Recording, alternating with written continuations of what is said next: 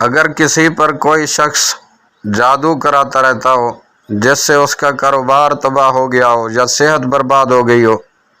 اور ہر قسم کے ڈاکٹری اور حکیمی علاج سے فائدہ نہ ہوتا ہو، تو اس کے لیے 5 وقت یعنی ہر نماز کے بعد سورہ فلق اور سورہ ناس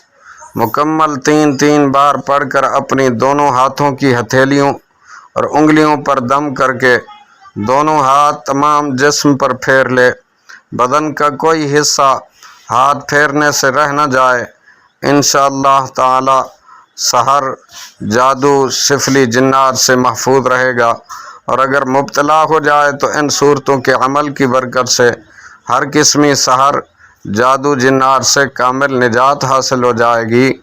اور جادو کرانے والے کا عمل انشاءاللہ العزیز اللہ رب العزت کے فضل و کرم سے ضائع ہو جائے گا۔